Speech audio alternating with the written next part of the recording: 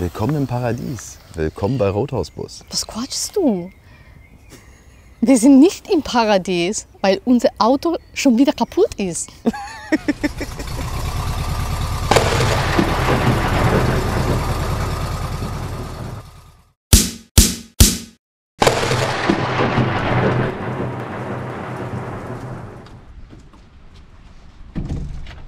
Morgen! Guten Morgen aus Uruguay, guten Morgen auf unserer ersten Etappe auf unserem riesen Roadtrip. Ja, wir sind in den Norden Uruguays gefahren. Hier ist so, der Rio Negro heißt der, glaube ich, das ist so ein Stausee. Und ist auch total schön. Und gestern war das so schweineheiß. Also ich stehe schon wieder in Winterjacke heute. Aber gestern war das so heiß, wie ich es selten bisher erlebt habe. Also wirklich, wir sind fast weggeschmolzen, haben uns unter das Auto gelegt, um es irgendwie auszuhalten. Und heute Morgen wachen wir auf. Ist total windig und kalt. Aber was total schön ist, wir sind hier an einem Ort angekommen und zwar habe ich das noch nirgends woanders gesehen. Es ist schon der zweite Stellplatz, also wir hatten das vorgestern Nacht und heute Nacht schon wieder. Und zwar ist es wie ein Campingplatz, ist auch offiziell als, ist ganz schön windig, ist auch offiziell als Campingplatz ausgeschildert, aber es kostet nichts, es ist gratis. Es hat einen Stromanschluss, es hat Bäder, es hat Wasseranschluss, der fast hier an jedem, nicht Stellplatz kann man ja nicht sagen, aber an jeder Ecke. Und guckt euch das mal an, typisch Uruguay. Es gibt riesige Grills, ja. Also hier hauen die das Holz rein und auf das Teil, da kommt dann die halbe Kuh drauf. Also insofern alles gratis und das ist total schön, finden wir total super. Also wir haben jetzt sind die hergefahren, haben uns angeschlossen mit dem Stromanschluss, womit wir gar nicht gerechnet. Ich wollte das Kabel schon gar nicht mitnehmen. Und ist wie gesagt für Umme. Absolut geil. Guck mal da. Mali, Wilma! Kommt mal her hier!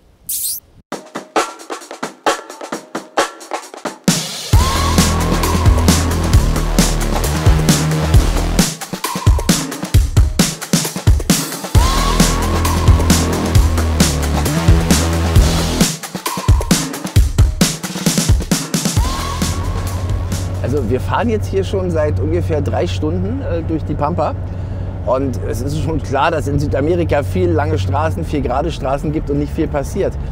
Aber irgendwie lässt uns Deutschland nicht los. Also das sieht hier aus wie Niedersachsen. Das sieht seit Stunden aus wie Niedersachsen.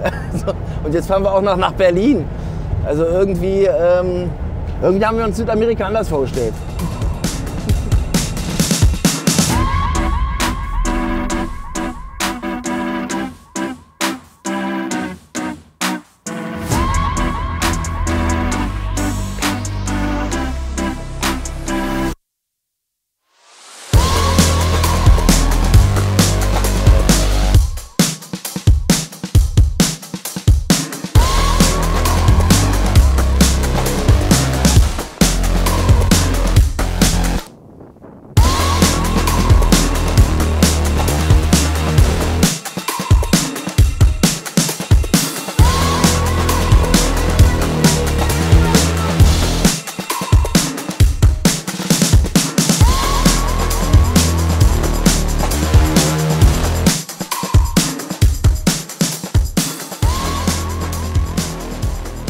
Mann, ist es kalt, echt unglaublich.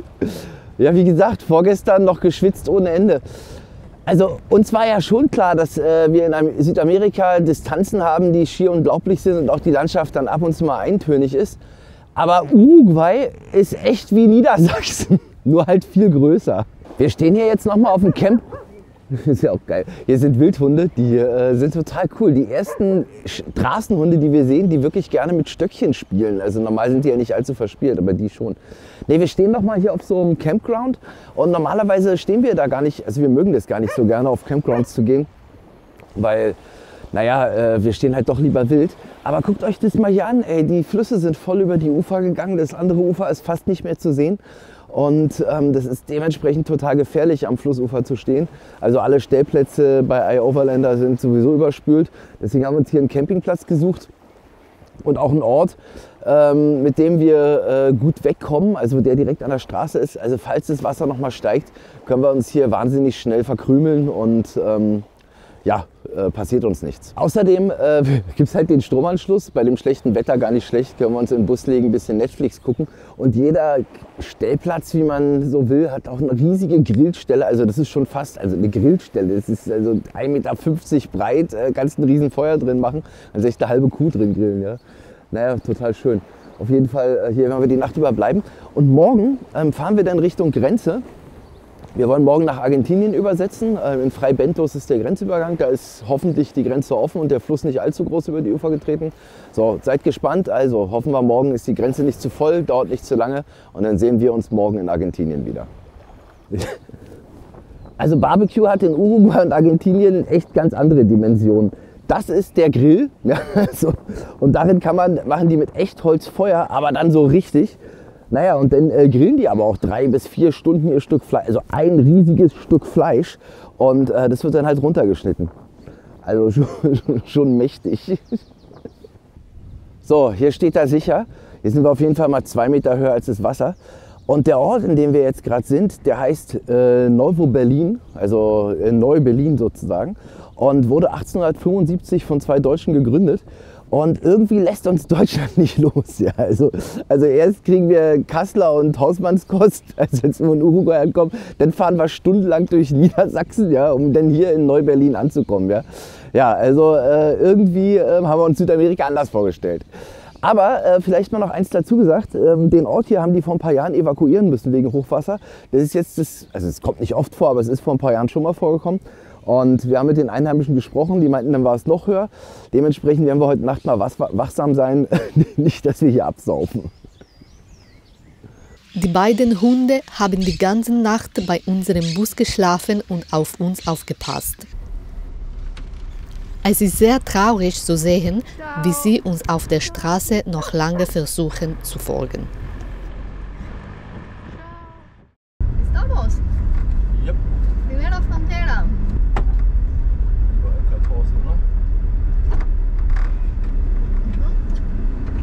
¿Dónde está verde? El 10 está ocupado, el 14. Nosotros y ya.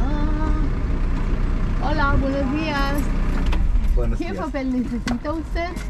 Documentación de ustedes. Sí, personales pasaporte. y del auto. Vale. La placa. Nada Ah. más, el número de placa o de patente. Ok. Estamos listos. Y- Sigan hasta donde dice pare. Stop. Ok. Gracias. Buen día.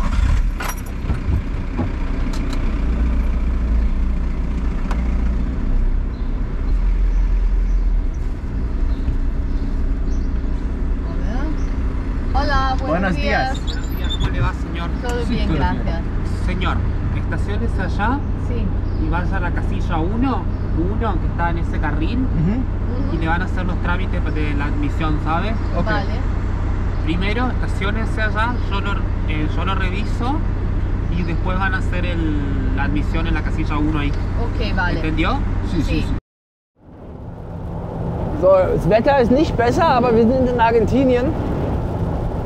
Es hat echt super gut geklappt. Also, wir waren selbst verwundert. Von den Hunden wollten sie gar nichts sehen. Dann ist alles auf einer Seite des Flusses gewesen. Also erst Uruguay, Argentinien sozusagen 2 Häuschen hintereinander. Und ja, und wir sind schnell durch. Das war jetzt was war das? 20 Minuten. Und jetzt fahren wir Richtung Buenos Aires, weil wir noch was zu erledigen haben, bevor es auf die Piste geht. Uns ist nämlich was total Blödes passiert. Unser Spannungswandler funktioniert nicht, also der Wandler, der 220 Volt herstellt. Und das heißt, wir können unterwegs sehr schlecht arbeiten. Und das wollen wir lösen, deswegen fahren wir nach Buenos Aires. Wir glauben, dass es der letzte Ort ist, an dem wir so ein Ding kaufen können. Ja, jetzt hoffen wir, dass das klappt. Also heute fahren wir erstmal noch zum Tigre River, heißt der, also zum Fluss Tigre. Und dort soll es Capybaras geben. Mal gucken, ob wir die heute entdecken. Wenn nicht, entdecken wir sie beim nächsten Mal. Aber auf jeden Fall ist die Main Challenge, also unsere Hauptaufgabe ist jetzt erstmal den Spannungswandler zu besorgen. Gut, sind jetzt noch 150 Kilometer und dann sind wir in Buenos Aires.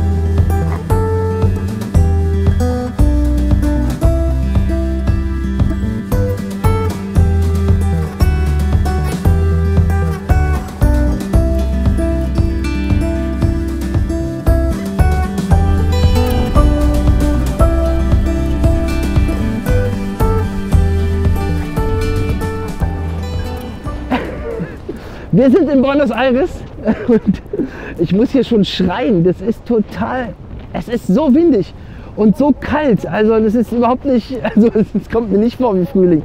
Und wir sind froh, dass wir jetzt noch hier sind, ein paar Dinge erledigen können. Wir brauchen ja noch, wie ich gesagt habe, unseren Konverter für die 220 Volt. Dann haben wir noch ein paar andere Sachen. Wir holen uns noch ein flexibles Solarpanel, damit wir noch ein bisschen mehr Stromversorgung haben. Mali, Wilma, hierher! Ganz schnell, hierher! Weil die haben einen anderen Hund gefunden, dann sind die mal ein bisschen aufgedreht. Naja, auf jeden Fall holen wir noch so ein Solarpanel, so ein flexibles, dass wir ein bisschen mehr Strom haben zum Arbeiten. Und dann habe ich auch noch gesagt, weil unser Solarladebooster, der spinnt so ein bisschen, also er funktioniert noch, aber er spinnt ein bisschen.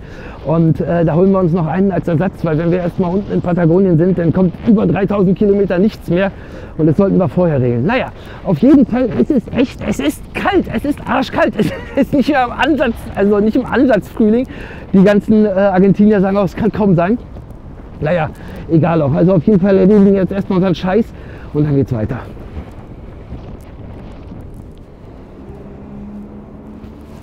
So, ehrlich, ich kann fast nicht gegen den Wind laufen.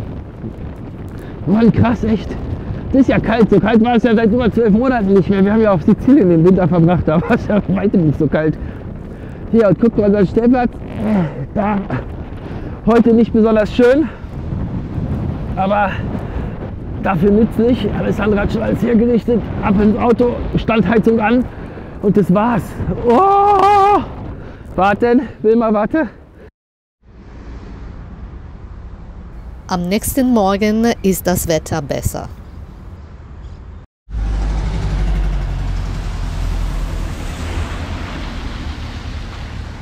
Schön. Tenían? ¿De cuánto? Ich habe Feuer gemacht. ¿De cuánto? Da ist sie, 3 Liter. Schön. 3 Liter, die passt da rein. Und jetzt haben wir unseren Kühlschrank. Ja, liebe Leute, es ist nicht zu fassen. Wir wären eigentlich jetzt fertig, wir würden gerne losfahren. Wir hätten jetzt echt Bock, Richtung Süden zu fahren und endlich unseren Roadtrip zu beginnen. Aber jetzt ist der scheiß Karton weggeflogen.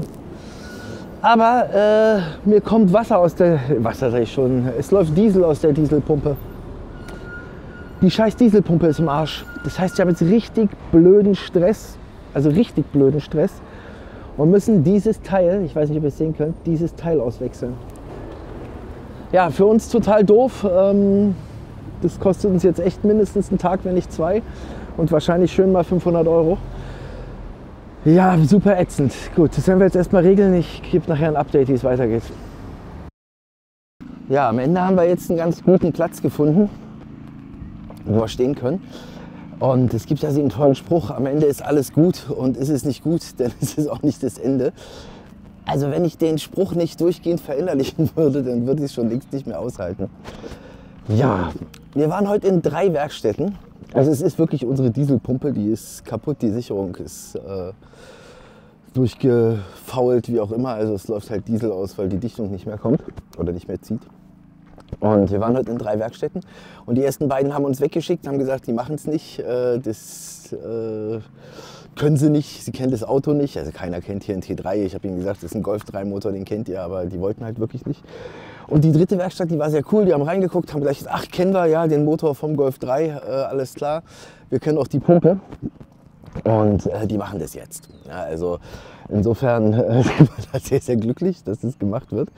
Und man muss ja mal eins dazu sagen, im Vorbildland Deutschland wird ja nichts mehr repariert, sondern es wird einfach getauscht und weggeworfen, weil wir ja so wahnsinnig grün sind und das alles so ganz toll können und der ganzen Welt erklären, wie es funktioniert.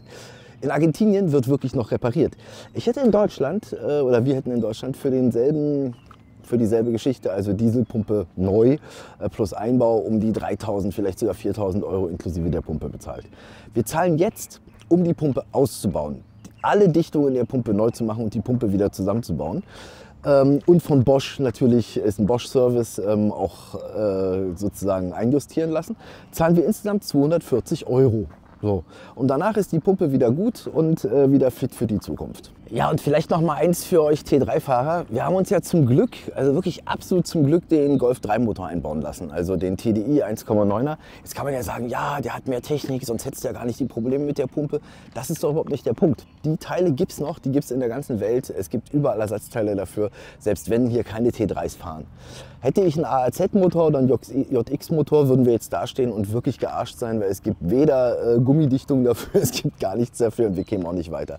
Und jetzt bleibt natürlich noch die Frage im Raum stehen, warum geht die Pumpe kaputt? Naja, ich habe ein bisschen mit meinen Kumpels gequatscht, ich habe die gleiche Meinung.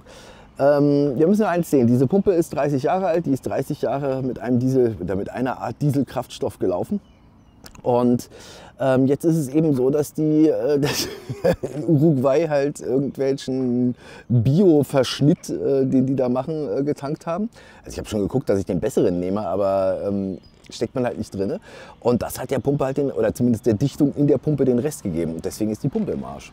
Ja, auf jeden Fall haben wir am Montagmorgen um 9 Uhr jetzt den Werkstatttermin. Drückt uns bitte alle Daumen drücken, dass das auch klappt, dass wir den Wagen am Montagabend gleich mitnehmen können. Weil, wenn es nicht klappt, dann sind wir in Buenos Aires obdachlos. Und ich kann mir wirklich Schöneres vorstellen, als mit 2 Hunden und mit Alessandra eine ganze Nacht lang in Buenos Aires auf der Straße abzuhängen. Gut, wir werden irgendein Bed and Breakfast finden, aber es ist mit 2 Hunden nicht so einfach und deswegen drückt uns die Daumen, dass es klappt. Das alles kommt aber wie gesagt in der nächsten Woche. Für heute ist Schluss. Ich mache mir jetzt ein Bierchen auf. Ich kann nicht mehr. Schön, dass ihr dabei wart. Wir freuen uns, wenn ihr beim nächsten Mal wieder dabei seid und dementsprechend sage ich jetzt Ciao, bis zum nächsten Mal.